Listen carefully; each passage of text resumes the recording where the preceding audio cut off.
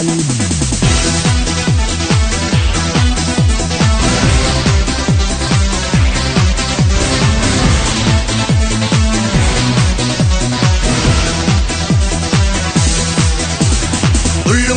동남쪽 백길 따라 200리 외로운 섬 하나 새들의 고향. 그 누가 아무리 자기네 땅이라고 우겨도 독도는 우리 땅. 경상북도 울릉군 울릉읍 독도리 동경 132 북위 37 평균 기온 12도 강수량은 1300. 독도는 우리 땅.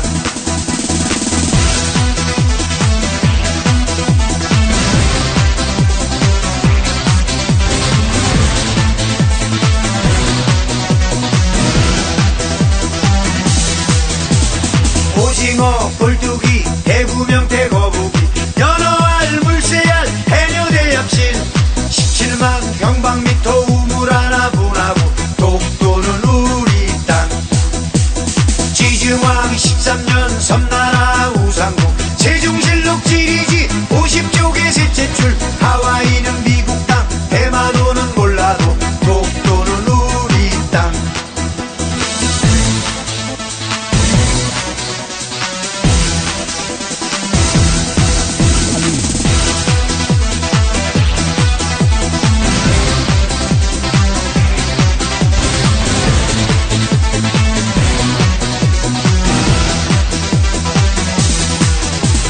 노일전쟁 직후에 임자 없는 섬이라고 억지로 우기면 정말 곤란해. 신라장군 이사부 지하에서 웃는다. 독도는 우리 땅. 울릉도 동남쪽 백길 따라 200리 외로운 섬 하나 새들의 고향. 그 누가 아무리 자기네 땅이라고 우겨도 독도는 우리 땅.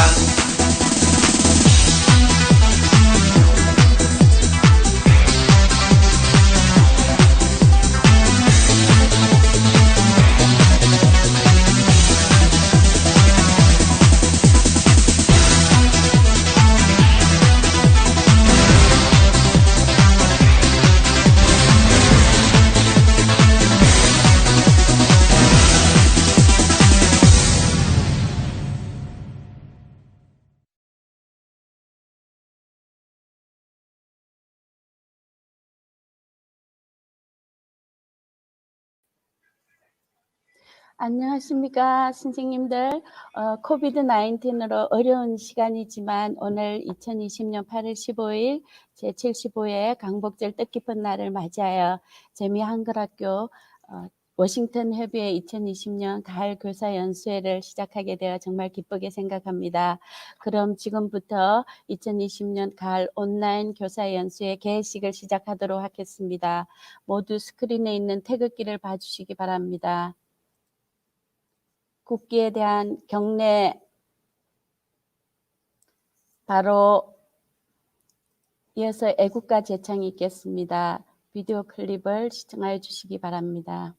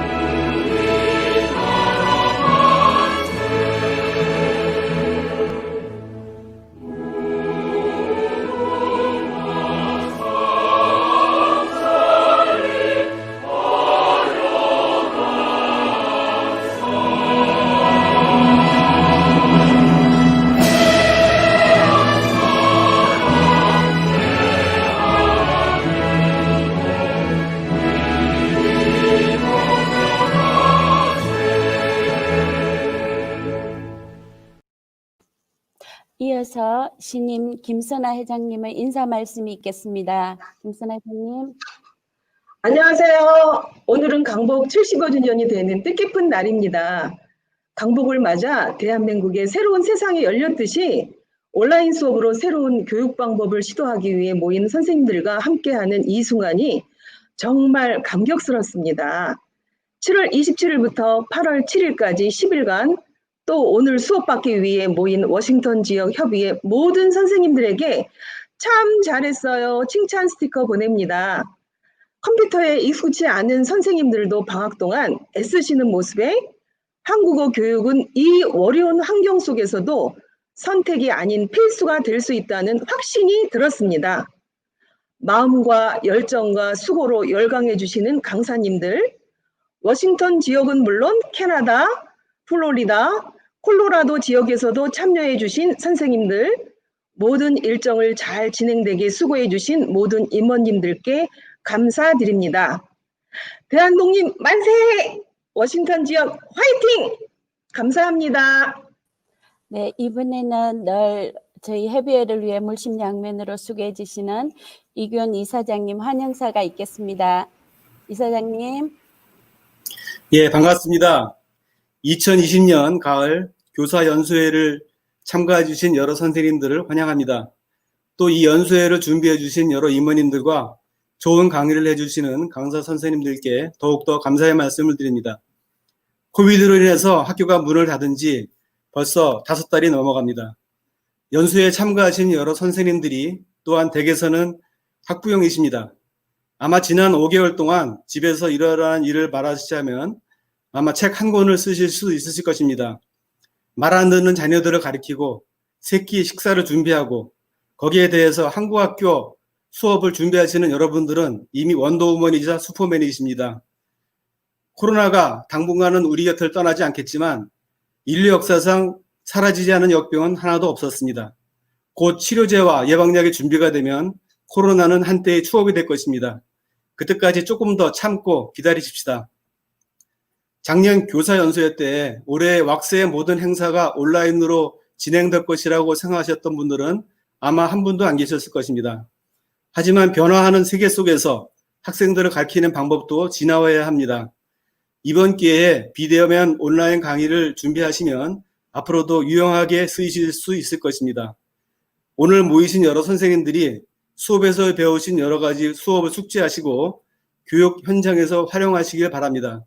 그리고 또한 좋은 아이디어가 있으면 다음번 교사 수련회에서는 우리 자원에서 강사로 나오시기를 부탁을 드립니다. 감사합니다. 네, 이사장님 감사합니다. 이번에는 새로 워싱턴에 부임하신 한상신 교육관님의 인사 말씀 있겠습니다. 교육관님 환영합니다.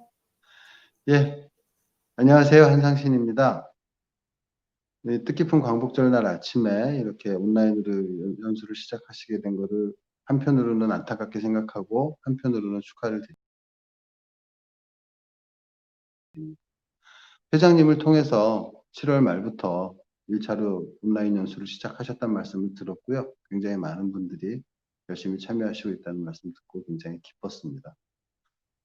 그리고 이런 그 연수들이 결국은 이번 가을에 각 한국 학교가 제대로 수업을 진행할 수 있도록 하기 위한 준비도 될 것이고 많은 선생님들의 의지가 드러나는 일이라고 생각을 합니다. 그리고 아까 이사장님께서도 말씀 주셨지만 언젠가는 종료될 이 코비드 19인데요. 한편으로는 이런 생각을 해봅니다. 이번에는 등 떠밀려서 어쩔 수 없이 저희가 온라인으로 수업도 하고 연수도 하고 이런 온라인 경험이 어쩔 수 없이 생기는데 이 상태가 진정이 된 이후에 오히려 더 이 온라인 경험이 굉장히 긍정적으로 작용할 수 있을 것이라는 기대를 갖게 됩니다.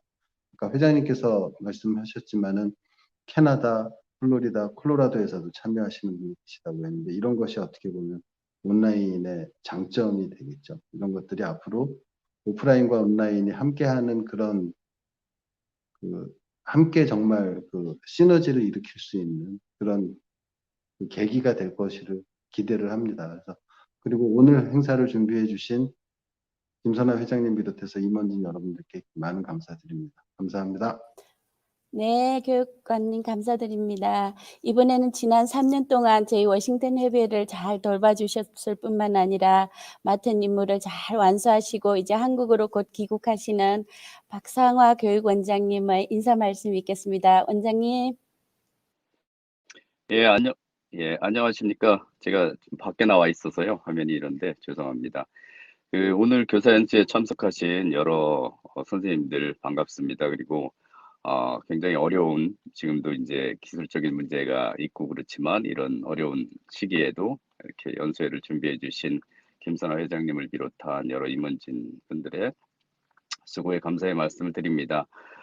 저는 뭐 이제 다음 주에 한국으로 다시 귀임하게 될, 점점 이제 시간이 다가오고 있고 얼마 남지 않은 상황입니다. 오늘 이렇게 지난번 총회에 이어서 다시 한번 여러 선생님들 뵙고 마지막 인사 말씀 드리게 된 것을 아주 기쁘게 생각하고요.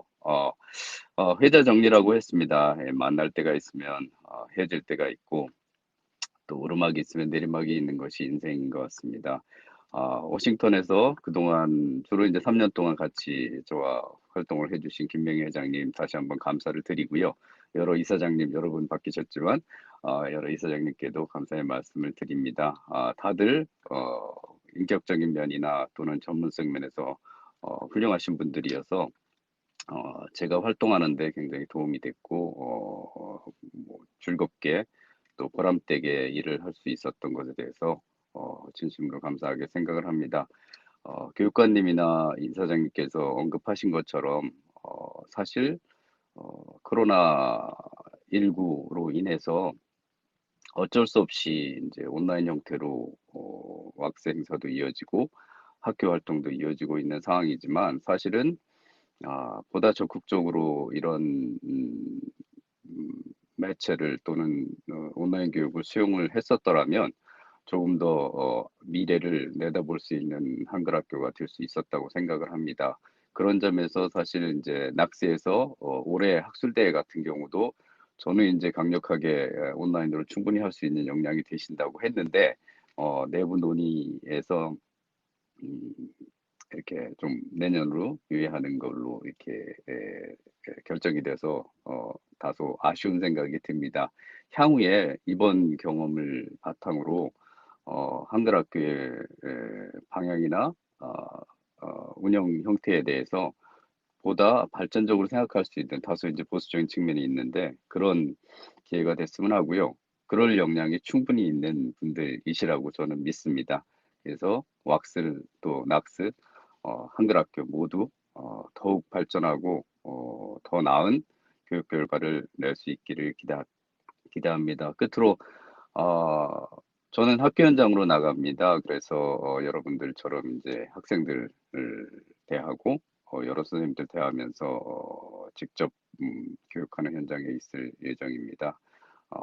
기회가 되시면은 한국에 오시거나 하실 때는 연락을 주시면은 제가 즐거운 마음으로 맞이하겠습니다. 예, 감사합니다. 네, 교육원장님 감사합니다. 안전하게 잘 귀국하시기를 기원합니다. 이번에는 지난 7월 27일부터 8월 7일까지 열흘간 있었던 1단계 교사연수에 수고하신 강사님들과 오늘 수고하실 강사님들을 소개하겠습니다. 먼저 1단계 강사님들입니다. 항보양선 선생님, 박미영 선생님, 김원정 선생님, 강티나 선생님, 김영복 선생님, 송민선 선생님, 박미영 선생님, 강민희 선생님이 수고해 주셨습니다. 다음은 오늘 수고해 주실 선생님들을 소개하겠습니다. 2단계 강사님들입니다. 분반 강의 1강의에 시간상 존칭 생략하겠습니다. 줌을 통한 유아 유치부 수업 성령실, 다시 보는 옛 이야기의 가치, 임정진, 한국어 표현 말하기, 쓰기 교수법 이수미, 미디어 메카 트렌드 수업과 티칭 팁스 강용철, 디지털 리터러시와 클라우드 및 인공지능 활용 교육 김모은 강사님이었습니다. 그리고 분반 강의 2 강사님입니다. 동료와 함께하는 즐거운 한국어 표현 박은혜 실시간 온라인 수업의 길잡이 박언형, 놀이와 함께하는 역사 수업 이지민, 한국어 듣기 2회 읽기 교수법 김지혜, 디지털 리터러시와 클라우드 및 인공지능 활용 교육 김묘은, 제3분반 강의입니다. 동화를 활용한 한국어 교육 김솔, 효과적인 기초반 수업의 구성과 온라인 수업으로 인한 재구성 박소미, BTS 노래와 컨텐츠로 배우는 언어 문화 역사 임수진, 이북 코리안 북클럽 2 김동희, 테크놀로지를 이용한 온라인 수업 황정숙 강사님이었습니다. 다음은 오늘 기조 강연을 마친 윤경원 교수님을 소개하고 이어서 기조 강연을 시작하도록 하겠습니다. 윤경원 교수님 나와주세요. 네, 윤경원 교수님은 UMBC에서 한국어과 교수로 재직 중이시며 오늘 디지털 시대의 한국어 교육과 한국어 문화 교육이란 제목으로 훌륭한 강의를 해주실 것으로 기대합니다. 모두 유익한 되시기를 바랍니다. 윤경 교수님 감사합니다. 반갑습니다. 네, 안녕하십니까. UMBC에서 한국어 프로그램을 맡고 있는 윤경은이라고 합니다. 이 왁스에서 중요한 시기에 저를 이렇게 불러주셔서 영광입니다. 자, 제 화면을, 그러니까 발표 화면을 먼저 보여드리고, 네, 강의를 시작하도록 하겠습니다. 제 화면이 쉐어가 되셨는지를 확인을 했습니다. 제가 오늘 말씀드릴 그 강의의 제목은 디지털 시대의 한국어와 한국 문화 교육입니다. 프로그램을 보니까 왁스 임원진 여러분들께서 훌륭하신 강사분들을 모시고 아주 세세한 좋은 프로그램을 많이 짜주셨는데 저는 우선 그냥 큰 방향성에 대해서 좀 제시를 해볼까 합니다. 보다 더 그 실용적이고 훌륭한 강의 내용은 나중에 들으시고 저는 오늘 시작하는 강의이기 때문에 이 시대에, 이 변화하는 시대에 저희가 한국어와 한국 문화를 교육함에 있어서 어떤 그 생각을 해야 하고 어떤 방향을 잡아야 하는가에 대해서 말씀을 드리려고 합니다. 아까 많은 임원진 여러분들, 교육관님 또 교육원장님께서 말씀을 하셨지만 이 새로운 시대, 안 그래도 너무나 많이 급격하게 변화하고 있는 이 시대에 코로나 사태까지 더해지면서 저희 일상생활에 정말 많은 그런 변화를 저희가 반강제적으로 겪고 있습니다. 이 교육 현장에서도 너무나 커다란 이 변화를 저희가 이겨나가야 하는데 이 뉴노멀이라는 말이 생겨나고 있지요. 그래서 이 코비드 상황이 좋아진다고 하더라도 결국은 지금 저희가 이 만들어내는 어떤 변화가 그 코비드 상황이 극복이 된 이후에도 계속 적용을 해 나가야 되는 새로운 뉴노멀이 되지 않을까라는 그런 이야기가 많이 있습니다. 네. 그렇다면 저희 이 한국어를 특히나 가르치는 이 교육자들로서 어떤 생각을 하고 어떻게 대응을 해 나가야 할까에 대해서 먼저 말씀을 드리려고 합니다. 그 대응 과제에 대해서 제가 생각을 해봤는데요. 우선은 가장 기본적으로 저희가 교육자로서 갖고 있었던 어떤 인식들에 재정비는 필요가 없을까? 그리고 재정비를 하다 어떤 전환을 해야 할 것은 없을까를 같이 한번 생각을 해봤으면 좋겠습니다. 그리고는 실질적인 어떤 면에서 이 온라인 수업, 원격 수업을 어떻게 구상을 하고 어떻게 실질적인 그런 기술적인 면이라든가 이럴 것을 어떻게 적용을 해야 할까를 생각을 해봐야 하지 않을까 싶어서 오늘의 커다란 이 소주제는 이렇게 두 가지로 정했습니다. 먼저 인식의 재정비와 전환에 대해서 말씀을 드리겠습니다. 정말 기본부터 저희가 한번 다시 생각을 해봐야 되겠습니다. 저희가 있는 이 현장은 교육 현장입니다. 교육이란 무엇일까에 대해서 한번 생각을 해보고요. 그리고 저희가 가르치는 그 내용은 한국어 선생님들이시지 않습니까? 이 한국어가 무엇이지? 내가 가르치는 한국어란 어떤 뜻이었던 걸까를 다시 한번 생각을 잠시 같이 해보고자 하고요. 그리고 저희가 늘상 한국 학교에서 교육을 하면서 한국 문화, 를 강조를 해오는데 그 한국 문화란 또 무엇인가에 대한 이 기본적인 개념에 대해서 먼저 재정비를 해보고 전환이 필요하진 않을까라는 생각을 해보려고 합니다. 먼저 교육이라는 것에 대해서 생각을 해보도록 합시다. 교육. 선생님들은 교육자이십니다. 저도 교육자이고요. 그래서 학생들로 하여금 학습을 하도록 시키죠. 저희가 엄마로서 또 선생님으로서 늘상 달고 사는 말이 공부 열심히 해라라는 말을 합니다. 저희 인식 속에 교육이란 학습이란 공부를 시키는 것이고 공부를 하게 하는 것이고 학생들은 또 학습을 하는 것은 공부하는 것이다라는 생각을 너무나 당연하게 많이 하고 있죠. 그럼 이 공부라는 것이 가지고 있는 그 세세한 어떤 그 실제 상황은 어떤 것들일까요? 공부. 저희가 그 머릿속에 떠오르는 공부하는 학생의 모습이란 바로 여러분들께서 보시고 있는 사진에서 학생이 책을 펴고 연필을 들고 뭔가를 쓰면서 책만을 열심히 그 공부의 대상으로 삼아서 머릿속에 집어넣는 것을 저희가 오랫동안 너무나 자연스럽게 공부라고 인식을 해왔습니다. 그런데 어떤 과목이냐에 따라서 이 공부하는 대상과 공부하는 방법이 많이 달라지는데 저희가 가르치고 있는 것은 바로 한국어입니다. 한국어에서는 그 공부가 과연 이렇게 책만을 가지고 열심히 머리만을 쓰면서 머릿속에 집어넣으려고만 하는 것이 공부의 다일까를 생각을 해봐야 하지 않을까 싶습니다.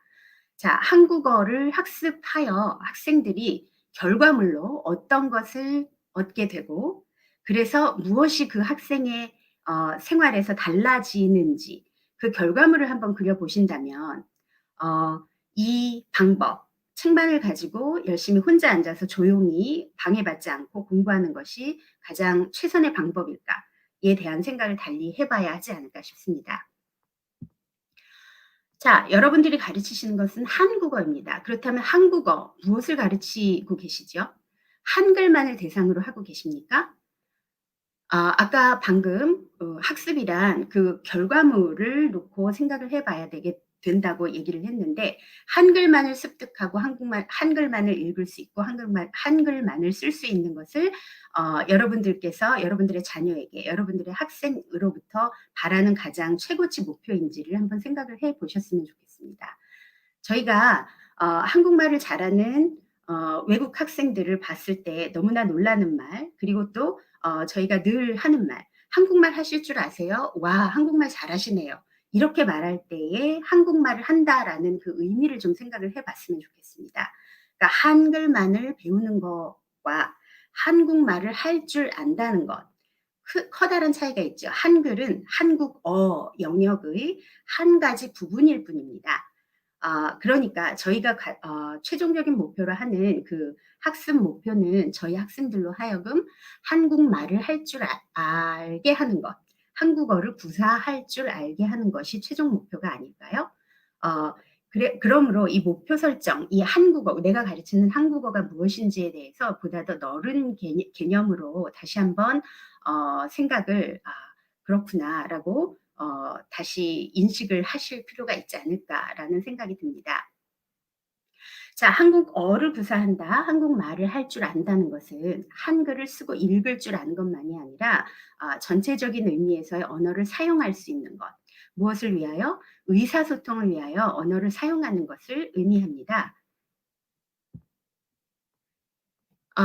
미국 내에서 가장 커다란 외국어 교사, 외국어 학자, 외국어 그 정부 기관의 담당자 등등이 포함되어 있는 가장 커다란 외국어 교육기관과 관련된 단체는 액풀이라고 합니다. American Council on the Teaching of Foreign Languages라는 단체이죠. 이 단체에서 정말 미국 내에서 이 외국어 교육과 관련된 여러 가지 기준들을 제시를 하고 시험 어떤 평가 기준을 마련을 한다든지 여러 가지 일을 하는 그런 기관입니다. 이 기관에서 규정하는 어떤 정의들과 기준들이 각 대학, 각 초중고 학교에서도 많이 사용이 되는 그런 중요한 기준들입니다. 그런데 이 액풀에서 규정을 한 이 의사소통의 방법들은 과연 어떤 것들이 있는가라는 것이 있습니다. 이 세 가지 모드입니다. 액플에서 규정한 이 세 가지 방법, 세 가지 모드의 커뮤니케이션을 본다면 먼저 interpersonal communication이 있습니다. 저희가 가장 쉽게 생각하는 의사소통 방법이지요. 그리고 두 번째로는 interpretive, 이해하고 독해할 줄 아는 어떤 그런 그 의사소통 방법이 두 번째이고, 세 번째는 presentational mode, 발표할 수 있는 어떤 그런 능력을 가진 그 모드입니다. 하나하나 다시 한번 살펴보자면 우리가 전통적으로 학생들한테 공부를 시키는 어떤 그런 방법이 이 세 가지 중에 어떤 모드와 관련이 있을까요? 제 생각에는 interpretive mode와 관련이 있습니다. 그러니까 어떤 그 외국어로서의 대상이 있을 때, 자, 그게 읽기 자료라면 읽어서 이해를 할 줄 아는 것, 누군가가 이야기를 하는 거라면 그것을 듣고 이해를 할 줄 아는 것, 그 다음에 어떤 뭐 방송 프로그램이 있다면 그것을 보고 이해를 할 줄 아는 것, 이렇게 학습자가 혼자 앉아서 눈으로 보고 듣고 그것을 이해만 할 줄 아는 것도 중요한 그 의사소통의 한 가지 방법인데, 그것을 interpretive라고 합니다. 저희가 주로 공부를 시켰던, 그리고 저희가 어릴 때부터 한국에서 영어 공부를 했을 때 주로 써왔던 방식이죠. 그러나 이것은 이 세 가지 모드 중에 한 가지일 뿐이라는 겁니다. 주로 저희가 목표로 삼은 그 외국어 학습의 목표는 사실 interpersonal communication이 아니었을까요? 영어를 저희가 어릴 때부터 그렇게 배워서 미국 사람들과 만나서 자연스럽게 대화를 나누고 싶어 했었던 것이 중요한 한 가지 학습 목표였다면, 이 interpersonal communication을 스피킹으로 또는 라이팅으로 이메일을 서로 교신을 하며 나의 이야기도 전달을 하고 그의 이야기도 전달을 받아서 이해를 하고 서로 상호 소통을 하는 것이 interpersonal 그 모드이지요. 여기까지 나아갈 수 있기를 저희는 저희 학생들에게 바랍니다. 그리고 저희 자녀들에게도 바라고 있죠.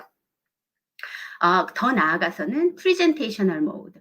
자, 이번엔 학습자가 이것도 그 쌍방향이 아니라 그 일방향이기는 하지만, 이번엔 학습자가 남들에게 전달을 하는 것입니다. 어떤 이런 제가 지금 여러분들께 하는 것처럼 그 오럴리 발표를 한다든지, 아니면 서면으로 무엇인가를 제출을 하여 누구에게 제가 바라는 바를 전달하고자 하는 바를 전달을 제대로 하는 것, 이것이 이제 프레젠테이셔널 모드이죠. 자, 이렇게 세 가지 모드의 의사소통이 있다면, 여러분들 한국 학교에서 주로 어린 아이들을 대상으로 하기 때문에 한글의 대상에서 끝나는 경우가 물론 많기는 하지만, 그것을 발판으로 하여 이 학생이 1년 후에 2년 후에 어떻게 하면 인터퍼스널 모드도 조금씩 할 수 있을 것이며, 나중에는 작지만 프레젠테이셔널 모드로도 상대방에게 본인의 어떤 의사를 전달을 할 수 있게 할 수 있으면 좋지 않을까라는 구상을 생각을 해보셨으면 좋겠습니다. 자, 이렇게 세 가지 의사소통 모드를 저희가 학습을 하고자 한다면 저희가 교사로서 할 수 있는 것은 무엇이 있을까요? 역시나 엑플에서 학생들에게 연습을 시키라고 이야기를 합니다. 아까 처음에 그 교육이란 공부를 시키는 것이다라는 것이 저희가 오랫동안 가져온 인식이라고 이야기를 했었는데, 그런 공부만이 아닌 학생들로 하여금 연습을 할 수 있게 그것을 이렇게 격려를 해주고 잘 할 수 있도록 지도, facilitate, 그 촉진을 시킬 수 있는 것이 또 우리 한국어 교사의, 외국어 교사의 중요한 역할입니다. 가르치는 것만이 아니라 적절한 연습을 시켜줄 수 있는 교사가 이 한국어 교사로서 갖추어야 할 중요한 그런 자질 중에 하나라고 말씀을 드릴 수가 있겠습니다. 자, 엑플에서 그 연습을 시키는 그 방법을 이렇게 6가지로 제시를 했습니다. 이 중에 아무래도 어린아이들, 그 다음에 초급 학생들을 주로 가르치신 선생님들께 적용이 될 수 있는 것은 위에 3가지, 파란색 글자로 되어 있는 것, 그 다음에 오렌지 색깔로 되어 있는 것, 그 다음에 연두색으로 되어 있는 것 정도가 적용이 되지 않을까 싶습니다. 첫 번째 파란색으로 되어 있는 것은 이 target language, 여러분들에게는 한국어이죠. 한국어로서 학생들이 comprehensibility, 그 이해력을, 그러니까 인터프리티브 모드로서 학습을 하게 할 수 있는, 여러분들께서 쭉 여태까지 해오셨던 어떤 그런 연습시키는 방법이 여기에 해당되는 것이라고 할 수 있습니다. 늘 너무나 훌륭히 여태껏 잘 해오셨던 것이기 때문에 더 이상은 말씀을 드리지 않겠고요. 제가 오늘 강조를 하고자 하는 것은 이 두 번째입니다. 이 학생들로 하여금 그 인터프리티브 모드를 촉진을 시키기는 하지만, 그렇다면 어떻게 할 수 있을까? 자, authentic resources, 실제 상황에 접하는 것과 같은 그런 자료를 활용을 하여 학생들에게 이 이해력을 높일 수 있게끔, 또 학생들의 그 동기를 높일 수 있게끔 할 수 있는 것이 중요한 방법 중에, 연습시키는 중요한 방법 중에 하나라고 말씀을 드릴 수가 있겠습니다.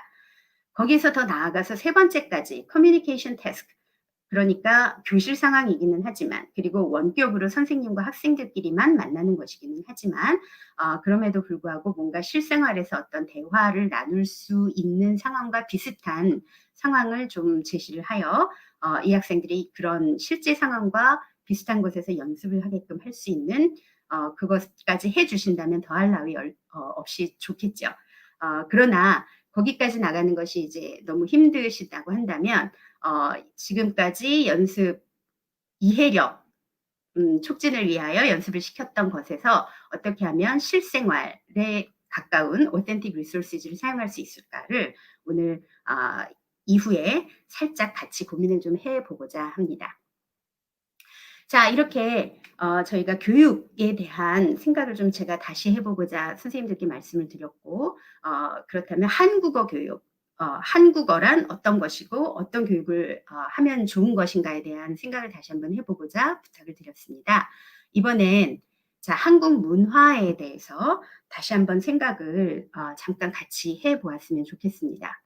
저희가 한국 문화라고 이야기를 하고 그 어휘를 들을 때 머릿속에 떠올리는 것이 과연 무엇이 있습니까?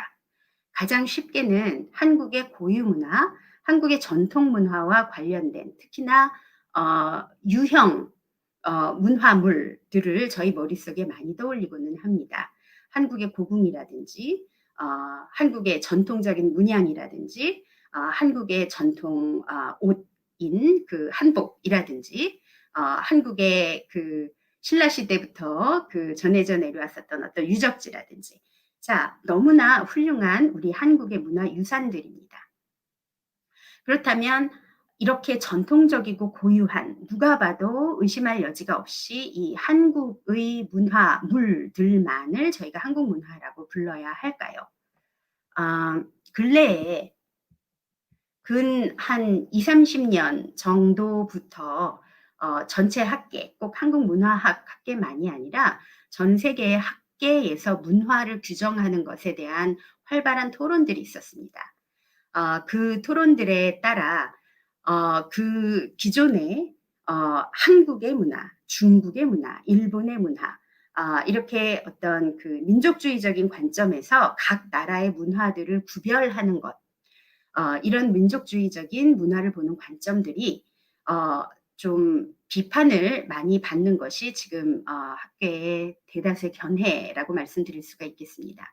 왜 민족주의적인 관점이 그다지 썩 가장 최상에 바람직하지는 않은 견해라고 말씀을 드릴 수 있는 걸까요? 왜냐하면 그 민족주의적인 관점이 전제를 하는 것은 원형적인 한국 문화가 존재를 하고 원형적인 어떤 다른 문화의 그 문화물들이 존재를 하고 모든 세계의 문화들은 서로 구별이 너무나 명확히 가능하다라는 어떤 그런 전제인 것이죠. 그러나 과연 그럴까요? 여러분들도 살아보면서 아시겠지만 이 각 나라들의 문화라는 것을 구별할 수 없는 그런 경우들이 너무나 많다는 것을 잘 아실 수 있을 겁니다. 저희가 한국의 고유 문화라고 말을 하는 것들도 잘 따져보면 그때 당시에 뭐 중국의 영향을 받았다든지 저 멀리 어떤 또 다른 나라들에서 건너온 것이 이런저런 어떤 영향을 받아서 한국화된 그런 것들도 있고, 그 전통시대에도 고유 문화들도 그 당시로 돌아가 보면 지금처럼 나름의 어떤 세계화 과정을 통하여 서로 교류들이 있어온 그런 결과물들이라는 겁니다. 그렇다면 이 원형적인 어떤 한 나라의 문화가 존재한다라는 전제가 과연 옳다고 말할 수 있을까? 많은 학계에서는 그렇지 않다라고 보는 그런 시각들이 있다는 겁니다. 그리고 전통 문화, 현대 문화, 자, 이 시간적인 어떤 그런 흐름에서의 구분도 과연 가능한 걸까요? 자, 조선시대의 문화, 지금 현대 한국의 문화, 자, 요렇게만 구별을 한다면 구별이 가능한 것처럼 보여집니다. 그렇지만 현대 문화라는 것 안에서도 70년대 문화와 2000년대의 문화가 현대 문화라는 그 한 가지 틀 속에 모두 똑같이 들어갈 수 있지는 않지 않습니까? 자, 이렇게 지역적인, 시간적인 어떤 그런 구별이 가능하다라고 본다면 편리하지만 그게 실질적인 면에서는 적용할 수 없다라는 어떤 그런 한계 때문에 새로운 시각이 이렇게 등장을 하고 있는 것입니다. 자, 왜 이 말씀을 드리냐면 여러분들께서 우리는 기성세대이고 이 어린 학생들을 가르치면서 가끔 한국 문화는 이러니까 얘들아 한국 문화에서는 이렇게 행동을 해야 하니 너도 이렇게 해야 한단다라고 일방적으로 저희가 알고 있는 한국 문화라는 것을 학생들에게 요구를 하는 그런 상황이 많이 있습니다. 그럴 때 학생들이 받아들이기가 쉬울까요? 더군다나 이 학생들은, 우리의 자녀들은 이 미국 땅에서 자라고 있는, 미국 땅에서 다문화 배경을 가진 자신들의 친구들과 여러 이 교육 환경과 이 사회 환경에서 살고 있는 그런 자녀들이고 학생들인데 그 학생들에게 이렇게 자로 재듯이 딱딱 떨어지는 것 같은 구별된 어떤 문화관을 강요하는 것이 실질적으로 효과가 있을 것이며 가능한 것인가? 저희 이 교육에서는 이 학생들의 행복한 미래 생활을 바라는 그런 부모의 마음, 교육자의 마음이 깔려 있습니다. 자, 그렇다면 우리가 지금 이렇게 실제 상황을 반영하는 이런 보다 더 유연적인 그 문화관, 사회관을 가진 그런 상황에서 학생들과 같이 숨쉬며 같은 그 교육 환경을 만들어 나가는 것이 보다 바람직하지 않을까라는 그런 생각을 해봅니다. 네, 그래서 문화에 대한 보다 유연한 인식이 필요하지 않을까라고 그렇게 말씀을 드리겠습니다. 주제에 관한 것만으로도 사실 많은 구체적인 사례들을 들을 수가 있지만 오늘은 그 시간 관계상 이렇게 큰 틀에서만 말씀을 드리고 넘어가도록 하겠습니다. 자, 이렇게 인식의 재전환, 재정비를 한번 저희가 나름 스스로 해보고 난 후에는 실질적인 면을 생각을 하지 않을 수가 없습니다. 당장 가을학기부터 가르쳐야 하는 이 온라인 수업을 어떻게 할 것인가, 어떻게 구상하고 어떻게 적용할 것인가를 생각을 해보도록 하겠습니다. 먼저 구상에 대한 말씀을 좀 드려보도록 하고 그 다음에 기술 적용에 대한 말씀을 간단히 드려보도록 하겠습니다. 구상에 대한 말씀을 먼저 드리자면 아까도 살짝 말씀을 드렸지만 정말 가장 중요한 것은 목표 설정을 잘 해야 한다입니다. 여러분들 GPS를 켜서 어떤 다른 곳으로 운전을 해서 가실 때 목표를 정하지 않으면 목표 지점을 정하지 않으면 그곳에 도달을 하실 수가 없습니다. 그거와 똑같이 여러분들의 이 수업 상황에서 한 학기 지났을 때 우리 학생들이 결과물로서 한글을 가지고 무엇을 했으면 좋겠는지를 생각을 해보시고 한글보다도 더 나아가서 리딩 읽기 수준으로는 어디까지 무엇을 했으면 좋겠고 쓰기로서는 어디까지 어떤 것까지 쓸 수 있었으면 좋겠고 말하기에서는 요거까지는 했으면 좋겠다라는 그런 어떤 구체적인 그 목표물을 머릿속으로 그려보시면 좋겠습니다. 자, 그 목표물이 결정이 됐을 때 각 주별로 그 목표물로 나아가기 위하여 각 주별로 오늘은 요거를 공부를 시키고 연습을 시키고 그런 그 단계별에 또 그 결과물을 결정을 하시고 수업을 구상하시는 것이 중요하다고 말씀을 드릴 수가 있겠습니다. 자, 이 온라인 수업 구상에 대해서 방금 그 학습 결과물을 목표로 구체적으로 결정을 하시고 그것을 위한 구상이 지금 단계에서는 가장 중요하다라고 말씀을 드리도록 하겠습니다. 여러 가지를 이 온라인 수업을 구상하는 데 있어서 고려를 좀 하셔야 될 것이 있습니다. 우선 여기 제가 찾은 이미지에 있는 그 1번 Planning and Structuring, 제가 여태까지 말씀드렸던 거죠. 그 한 학기를 계획을 잘 하시고 그것을 어떻게 구성을 하실 것인가, 어떤 순서를 사용을 하여 어떤 자료를 사용을 하여 각 주의 수업과 전체적인 학기 수업을 계획 구상하실지가 가장 중요한 지금으로서의 준비 단계가 아닐까라고 생각을 합니다. 자, 그 계획이 완성이 되었을 때에 2, 3, 4, 5, 6번이 필요한 것이죠. 그 이번에서는 Teaching with Video라고 했는데 비디오만이 아니라 아까 제가 또 말씀을 드렸던 그 Authentic Material, 그 실제 상황에 가까운 어떤 비디오 자료를 사용할 수 있을 것인가, 어떤 이미지 자료를 활용할 수 있을 것인가 등등을 생각을 해보시면 좋을 것 같습니다.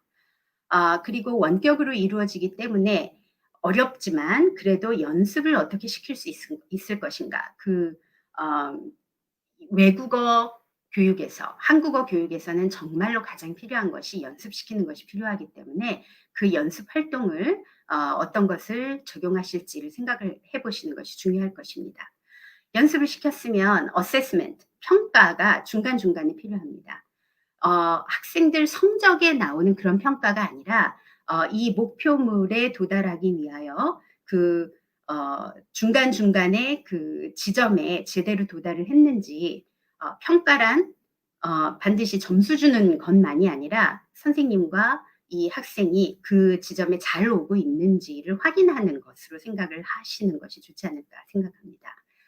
그리고 리모트 커뮤니케이션이라고 했는데, 자, 외국어 교육에서는 이 의사소통이 중요하죠. 말로만 하는 것이 의사소통이 아니라 온라인 화상 그 대화방을 통해서 간단한 문자를 주고받기도 커뮤니케이션이 될 수가 있는 것이고요. 그러니까 어쨌든 이 의사소통, 선생님과 학생들 간, 또 학생들 간의 의사소통이 계속해서 이루어지는 것이 중요하지 않을까 싶습니다. 자, 이것은 어디로 결국은 이루어져야 하냐면 6번 학습. 자, 우리가 티칭 한다고 해서 학생들이 다 러닝을 하는 것은 아닙니다. 그렇기 때문에 중간중간에 이 어세스먼트도 필요한 것이고, 그렇기 때문에 연습이 바로 필요한 것이죠. 이 1번부터 6번까지는 꼭 순서가 그 순서인 것이 아니라 여러분들께서 온라인 수업을 구상하기 위하여 생각을 해봐야 될 다른 6가지 요소들로 생각을 하시면 될 것 같습니다. 자, 이번엔 기술 적용에 대해서 말씀을 드리겠습니다. 아까도 말씀드렸지만 여러분들 훌륭한 프로그램을 여름 동안 계속 받아오셨고, 오늘도 또 다른 분방 강의에서 여러 너무나 훌륭한 그런 프로그램들을 배우실 것인데, 저는 방향만 잡도록 하겠습니다. 우선 수업 도구를 배우셔야 되겠죠. 그런데 제가 그냥 오늘 간단히 드리고 싶은 요점은 그 많은 도구들 중에 선생님들께 가장 편한 것들부터 하나하나씩 너무 부담 가지지 마시고 단계적으로 하나하나 배워나가시면서 쓰시는 것이 가장 훌륭한 방법이다라는 말씀을 드리고 싶습니다. 네. 여러분들 제가 지금 보여드리는 아이콘 말고도 정말 구글 행아웃 여러 가지들의 수업 도구들이 있습니다. 이 수업 도구들이 이것도 배워야 돼, 저것도 배워야 돼, 이걸 어떻게 다 배우지? 자, 이렇게 이 도구들에 대해서 아시기 전부터 이 도구들의 숫자와 쏟아져 오는 이 정보들로 인하여 뭔가 부담을 느끼시며 스트레스를 받으시며 아예 시작도 하시기 전에 너무 힘들어 하실 그럴 가능성이 있기 때문에 다시 한번 말씀드리지만 이 모든 걸 내가 다 배워야 해 라고 걱정하시지 마시고 이 중에 내가 뭐부터 시작할 수 있을까? 생각을 하시는 것이 좋지 않을까 싶습니다. 그리고 각 도구에 대해서 자세한 것들을 배우시기 이전에 이 도구의 가장 커다란 활용도가 뭐지? 라는 것을 먼저 아시는 것이 좋을 것 같습니다. 예를 들어서 줌이 뭔데 하나하나의 그 용도를 배우시기 이전에 줌이라는 것이 이 온라인 수업 환경 자체를 제공하는 것이구나. 퀴즐렛이 뭔데 이거는 환경 자체를 제공하는 것이 아니라 어떤 환경, 내가 온라인 수업 환경을 구축을 했다면 줌을 사용을 해서 어떤 날은 단어 공부를 시키고 싶은데 단어 공부 시키기에 괜찮은 소도구이구나. 그렇다면 퀴즈렛을 내가 가끔 써보도록 하지. 배워봐야 되겠다. 자, 이렇게 각각 도구의 가장 최종적인 그 활용도가 뭔지를 먼저 생각을 하시고 그래서 이걸 배워봐야지라고 결정을 하시는 것이 여러분들께서 부담을 줄이시며 배울 수 있는 순서가 아닐까 싶습니다. 제가 여기 카톡 아이콘도 활용을 했는데요. 선택적 도구 사용, 지금 방금 말씀을 드린 것처럼 카톡은 왜 제가 말씀을 여기에 굳이 따로 떼어내어서 슬라이드로 발표를 이렇게 드리냐면 카톡을 쓰시라는 말씀이 아니라 선생님들께서 편안하게 사용하실 수 있는 것부터 사용을 하시는 것이 좋다고 말씀을 드렸는데 예를 들자면 모두들 카톡을 사용을 하시므로 카톡을 활용할 수 있나? 라고 알아보시기에 우선은 편하시지 않을까 하여 카톡을 여기에다가 예를 들었습니다. 여기에 제가 웹사이트 2가지를 링크를 달아드렸는데요. 첫 번째 링크를 누르면 밑에 보시는 이미지 화면처럼 카카오톡에서 공지사항을 내보낸 게 보입니다. 나중에 이 강의 파일을 보시게 된다면 한번 활용을 해보시고 아니면 구글에서 또는 네이버나 다음에서 카카오톡 온라인 교수 활용법 뭐 이런 식으로 설치를 해보신다면 그 인스트럭션이 정말 많이 나옵니다. 그러니까 다시 말씀드리지만 아마 제 생각에는 저도 학교에서 저희 UMBC에서 제공하는 여러 가지 툴들이 있기 때문에 사실은 솔직히 말씀드리면 제가 아까 보여드린 이런저런 도구들을 제가 개인적으로 사용을 해보지는 않았습니다. 왜냐하면 학교에서 제공하는 것을 사용을 하니까요. 그런데 여러분들께서 이 왁스는 단체이지 어떤 학교기관 같은 기관이 아니기 때문에 이 여러 한국 학교에 일률적으로 어떤 이런 도구들을 제공을 하지는 못하시는 걸로 제가 알고 있는데 그러므로 이 여러 선생님들께서 더욱더 어려우신 위치에 계십니다. 개인적으로 가장 적합한 것이 무엇이고 개인적으로 배워서 활용을 하셔야 되니까요. 그렇기 때문에 제가 어떻게 보면 가장 쉬운 것부터 한번 알아보시고 이거 좋겠다 아니면 이거 별로네 이런 결정을 내리시는 것이 좋지 않을까 하여 카톡을 예를 들어서 한번 보여드렸습니다. 이런 선택적인 도구들 오늘 또 이후에 그 분방 강의에서 도구들의 활용도에 대해서 배우신다면 그런 선택을 하시는 거에 결정을 하실 수 있지 않을까 바라봅니다. 그 정도로만 말씀을 드리고 아까 외국어 교육에서 중요한 그 연습 방법에서 리얼리아, 그 authentic materials, 실생활에 가까운 어떤 그런 자료를 어떻게 찾아서 우리 학생에게 적용을 할 것인가, 어떻게 활용을 할 것인가에 대해서 말씀을 살짝 드렸는데 여러분께 적용을 할 어떤 그 구체적인 예가 뭐가 있을까를 제 나름대로 살짝 한번 찾아보아서 몇 가지를 보여드리고자 합니다. 구글 맵을 사용하시는 방법도 한 가지 방법이실 수 있고요. 유튜브에는 정말 무궁무진하게 잘만 활용하시면 그 실생활에 가까운 환경을 제공하시면서 사용하실 수 있는 자료들이 많이 있는 것 같습니다. 한 가지 정도만 한번 같이 보고자 합니다. 그리고 또 한 가지는 한국에 있는 박물관 사이트를 활용하시는 것도 좋은 방법이실 수 있을 것 같아서 제가 그 링크를 여기 한번 달아봤습니다. 먼저 구글 맵부터 살짝 보여드리도록 하겠습니다. 이 발표 화면을 쉐어하는 것을 중단을 하고 다른 화면을 쉐어하도록 하겠습니다.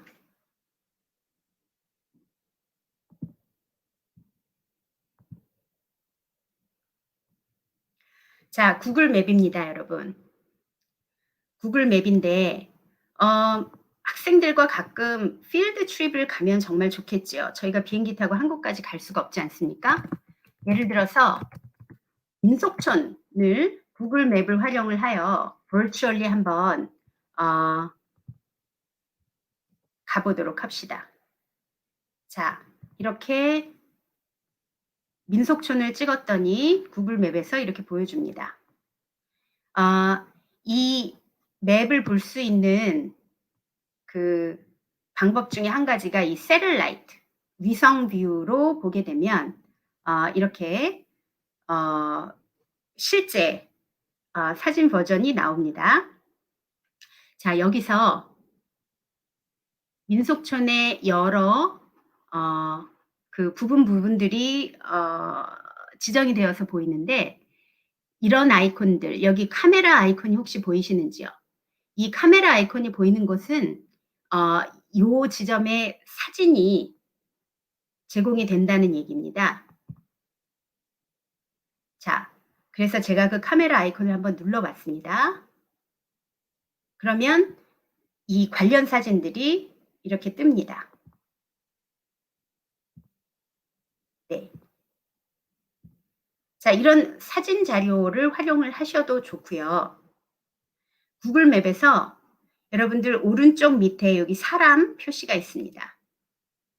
자, 이 사람 표시 이전에 요 지구, 요 아이콘을 누르시면 글로브 뷰가 됩니다. 이게 3D로 볼 수 있는 것인데, 자, 그것을 선정을 하시고 난 후 여기 사람 아이콘을 잡아 끌어서 여기다 한번 놔 보겠습니다. 그러면 지금 제가 아마 용인 자동차 티켓 부스에 와 있네요. 자, 이렇게 되면 이렇게 3D로 그 스트릿에 나갈 수도 있고요. 여기는 somehow 인도어에 들어왔는데, 네, 거리로 한번 다시 나가 보도록 하겠습니다. 자, 이 사람을 끌어서, 네, 죄송합니다. 끌어서, 네. 자, 이 민속촌 안에 있는 어떤 장소에 실제로 오게 되었고요. 여기서 여러분들께서 화면을 움직이시면 이 거리를 이렇게 보실 수도 있고 어떤 한 지점을 보다 더 자세하게 보실 수도 있고 이렇게 구글 맵을 활용하실 수 있는 방법도 있습니다. 그리고 아까 유튜브를 제가 말씀을 드렸었는데 유튜브를 한번 보도록 하겠습니다. 유튜브에서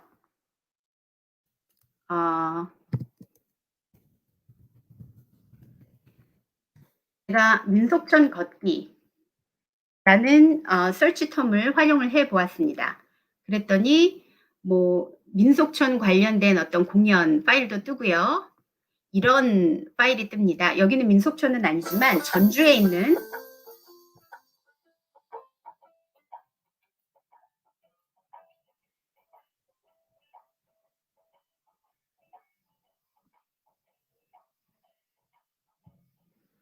네, 지금 보여드린 것은 전주에 있는 어떤 전주의 그 전통 마을을 방문하는 그래서 사람은 잘 보이지 않고 이 찍은 분들이 이 어떤 마을을 걸어 다니면서 보여주는 것을 화면을 보여줍니다. 선생님, 쉐어 스크린이 안 되고 있어요. 네, 죄송합니다. 아닙니다. 유튜브 화면만 못 보신 건가요? 그렇다면? 네, 유튜브 화면만 못 봤어요. 네, 죄송합니다. 네, 유튜브 화면에서 제가 네, 그럼 다시 보여드리도록 하겠습니다. 네.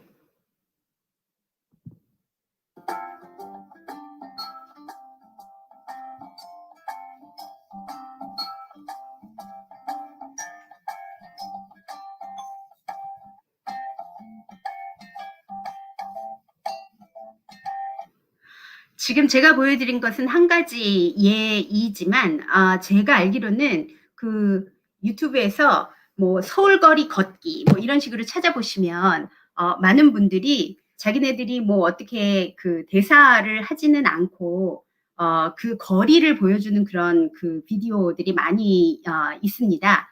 그런 것들을 활용을 하여 학생들과 마치 서울거리를 걷는 듯이 이런 그 전통 마을을 걷는 듯이 그렇게 활용을 하는 것도 한 가지 방법이 아닐까 싶습니다.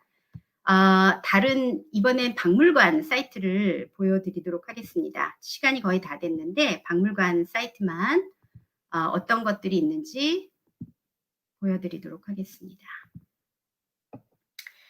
한국 국립중앙박물관 웹사이트입니다. 자, 여기 보시면 이뮤지엄, 그 이뮤지엄 탭을 눌렀더니 여러 가지 그 전시물들이 보여지는데 이런 이미지들을 하나하나 눌러서 보실 수가 있습니다. 그리고 또 밑으로 내려가 보면 이런 뭐 국적 시대에 관련된 어떤 그런 그 전시물들을 보실 수도 있고요. 그 다음에 또 누군가가 다양한 주제로 엮어 놓은 이런 이야기들을 보실 수도 있고요. 여기도 또 누군가가 큐레이터처럼 또 다양한 소소한 이런 제목으로 이야기를 엮어 놓은 그런 것들도 보실 수가 있습니다. 예를 들어서 젊은 꼰대들의 추억팔이. 자, 이것을 누르면 약간의 설명이 존재를 하고요. 자, 이런 것들이 학생들한테 리딩 자료가 될 수도 있겠죠. 학생들의 그 수준에 따라서. 그리고 그 주제에 맞는 소장품에 대한 이미지도 이렇게 보여줍니다. 자, 이것은 전통 고유의 한국 문화는 아니라고 할지라도 이 어머니 세대, 아버지 세대가 살아왔었던 시대에서 남은 어떤 그런 전시물이라고 학생들한테 학습 자료로 활용을 하셔도 되는 거라고 말씀을 드릴 수 있겠습니다. 네. 자, 다시 제 발표 파일로 돌아오겠습니다. 이렇게 웹을 활용하시면 이런 실제 상황에 맞는 그런 자료들을 많이 찾을 수 있을 것 같아서 제가 몇 가지만 보여드렸지만 이것이 선생님들께 어떤 아이디어를 살짝 드렸기를 바랍니다. 예. 다시 그래서 제가 오늘 말씀드린 것을 정리를 해보자면, 요약을 다시 한번 해보자면 온라인 수업을 전체적인 구상, 그 목표를 설정하는 것부터 시작한 그런 구상을 하시고 선생님들께 편리한 그런 도구들을 선택을 하셔서 적용을 하는 것이 중요하다고 말씀을 드릴 수가 있겠습니다. 나머지 포인트들은 이미 다 말씀을 드린 것인데 제일 첫 번째 포인트를 여기서 한번 말씀을 드리며 제가 정리를 하고자 합니다. 이 온라인 수업이라는 것이 수업 방법, 도구만이 아니라는 것을 기억하셨으면 좋겠습니다. 왜냐하면 지금 100% 온라인으로만 만나는 이 상황에서 저희가 학습 환경, 교육 환경, 그 커뮤니티로서 학생들이 선생님들과 또 학생들 서로 간에 그 친밀한 어떤 관계를 그렇게 다져가는 그런 커뮤니티 아니겠습니까? 그게 교실에서 만났을 때도 너무나 중요한 그런 환경인데 온라인으로서도 선생님들께서 구축하시는 것이 그런 의사소통을 할 수 있는 그런 친밀한 수업 환경으로서 내가 구축을 해야 되는 것이구나. 이것이 중요한 온라인 커뮤니티구나 라는 것을 생각을 하시고 선생님들께서 정말 중요한 일을 맡게 되신 건데 그런 생각부터 이렇게 생각을 하시면 이 커뮤니티를 구상하시고 구축하시는데 약간 좀 도움이 되지 않을까라는 그런 바람을 가져봅니다. 오늘 제 말씀 들어주셔서 감사드리고요. 시간이 한 7분 정도 남은 것 같은데 질문 있으시면 네, 받도록 하겠습니다. 감사합니다.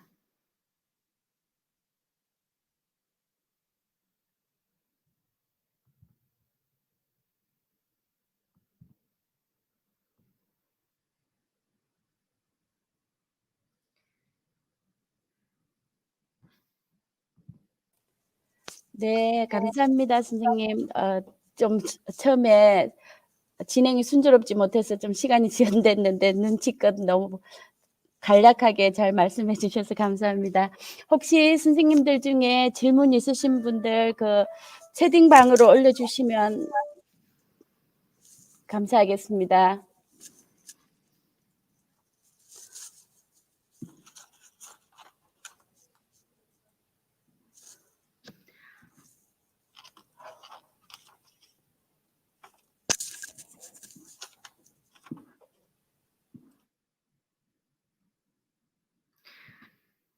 제 눈에는 새로 올라오는 채팅방에 올라오는 그 질문이 제 눈에는 없거든요. 제가 제대로 보고 있는 거 맞습니까?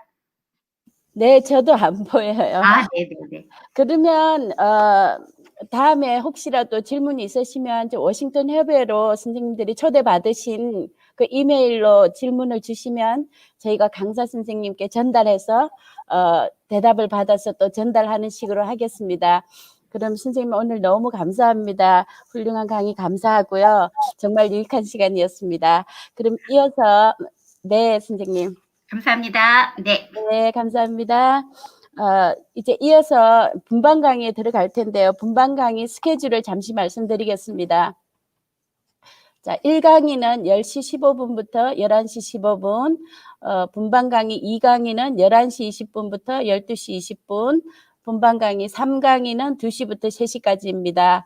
그래서 각자 그 시간에 어제 초청받으신 그 줌 링크로 들어가셔서 훌륭한 선생님들과 함께 유익한 시간 되길 바라고요. 꼭 5분 전에 들어가시고 또 이메일로 알려드린 주의사항 다 숙지하셔서 여러 사람이 다 함께 즐겁고 유익한 시간 되기를 바라겠습니다. 감사합니다. 그럼 분반 강의에서 다 모두들 뵙겠습니다.